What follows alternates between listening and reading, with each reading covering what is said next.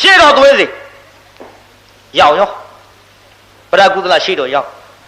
မှန်လားပါဗျာရှေ့တော်ရောက်ကြောင်းပါဗျာဟဲ့ပရကုသလမာနဝဗျာရှေ့တော်ရောက်ပါဗျာအေးရှေ့တော်ရောက်တော့အမိန်တော်မှတ်မယ်ကွမင်းသိအောင်ငါဘယင်ဤယရနာတိုက်ထဲမှာများစွာသောယရနာတွေကိုသခိုးခိုးပြီးတော့ဘယ်မှာထွက်သွားတယ်ဆိုတာမသိဘယ်မှာလိုက်ရှာရမယ်ဆိုတာမသိလို့12နှစ်ထက်ကခိုးရပါပစ္စည်းတွေကိုခြေရာခံပြီးဖမ်းနိုင်တယ်ဆိုတဲ့မင်းအလှဲ့ကြလာပြီဘယ်လိုလုပ်မလဲမလားပါဗျာ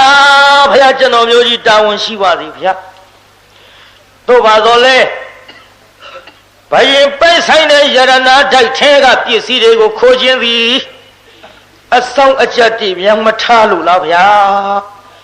ထားရဘောကွယ်ဆောင်ကြတယ်ဆိုတာနေရောညရောတော့မအိပ်ဖဲပဲနေနိုင်မှာမလို့သူတို့အိတ်တုံးအလစ်ခိုးသွားတာနဲ့တူပါရဲ့မလားပါဗျာမလားပါဗျာကျွန်တော်မျိုးကြီးတာဝန်ထားတော်မူပါဗျာထားတော်မူပါဆိုပြီးတော့ရှောက်ကြည့်လိုက်ခြေရာခံပြီးရှောက်လိုက်ဟာပြတ်တတ်ကန်ဆင်းမင်းအိမ်တကားမင်းအိမ်တကားကိုသုံးပေါက်လောက်သွားသုံးပေါက်သွားပြီးတော့လှေကားထောင်ပြီးတော့တဲတတိုင်းအထက်ရောက်တတိုင်းအထက်ကနေအပြင်ဘက်ထွက်နောက်တရားစီရင်နဲ့တင်းကုတ်သွားကြည့်လှေကားထောင်နန်းတွင်ရောက်ရေကန်ဆင်းရေကန်သုံးငါပါလက်စသတ်တော့ရေကန်နဲ့ထားပြီးဒီပြတ်သက်ပြန်တဲ့သွားတာပါလားပြီးရောပိဿမြေကြီးပေါ်ကခြေရတယ်မဟုတ်ဘူးကောင်းဝင်ကခြေရပါခံနိုင်တာအဲ့ဒီလိုလဲသိရောဒီပစ္စည်းခိုးခြင်းသည်ရွှေနန်းတော်အပြင်ဘက်ကလာမခိုးရွှေနန်းတော်တွင်မှဘယင်မင်းတရနဲ့ပရောဟိတ်ပုံနာရဲ့ခြေရာတွေပါလားပြီးပင်ပညာတော်လဲကလေးကအလေးသို့တော်မင်းခါယောက်ျားကန္နာသပင်ဟောရှေ့တော့ကသူတော်ကောင်းတွေဆိုစဉ်စကားရှိကြဒီကိစ္စဘယင်မင်းတရနဲ့ပုံနာလို့ပြငါကသွားပြီးတော်ဥတင်လိုက်ပါကငါငွေ1000ပေးလို့ငါအားကိုးရဖြစ်သောဘယင်သည်ငါအားဘေးဖြစ်အောင်ဒုက္ခပေးတော်မှာပါလားကယောတို့တော်လည်းတော်ဥတင်မှာဖြစ်မလားပါဗျာမလားပါဗျာဟဲ့ပရကုသလမာနဝဗျာဘယ်လိုလဲဟိပစ္စည်းသခိုးတွေတွေ့ရယရနာတွေခိုးသွားတာတွေ့ရလားကွမှန်လားပါဗျာယရနာတွေတွေ့ကြောင်းပါဗျာဘယ်ကတွေ့တော့ဟိယရနာတွေရေခံတွေကတွေ့ပါဗျာ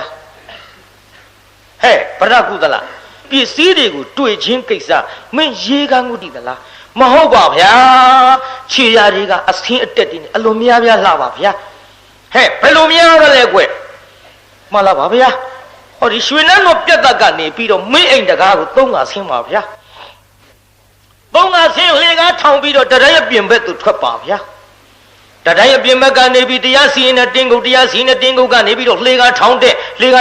တော့နန်းတွင်းရောက်နန်းတွင်းကနေရေကန်3ငါပရေကန်တွင်းထားပြီးတော့မှမှန်လားပါဗျာသူတို့ရဲ့ခြေရာ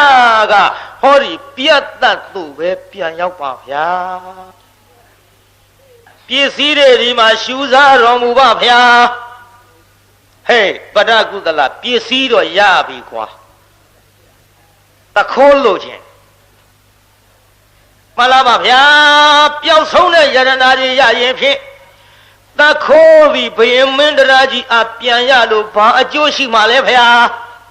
ဟေးအကျိုးရှိမရှိကွာအဲ့ဒီတခိုးငါသိချင်းမလားပါဗျာမသိချင်းမှလည်း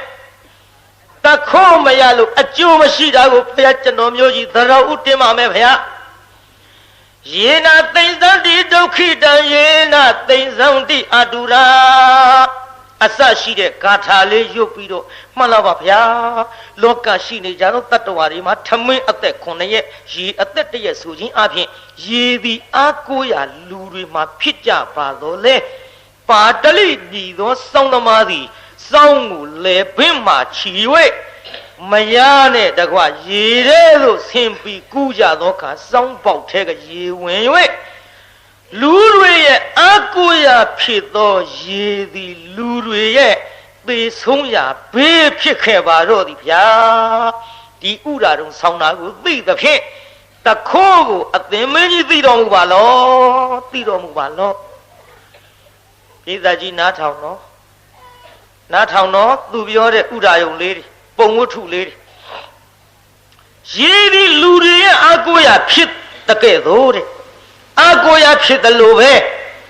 လူတွေရဲ့ဘေးဖြစ်ပြီးတော့ရေကြောင့်လဲလူတွေသေဆုံးခဲ့ပါတယ်ဗျာ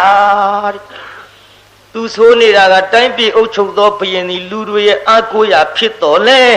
ထိုတိုင်းပြည်အုပ်ချုပ်သောဘုရင်ကြောင့်လဲလူတွေမှာဒုက္ခဖြစ်တတ်ပါတယ်တခိုးမပြခြင်းဘူးလို့ဆိုတာဗျိတ္တကြီး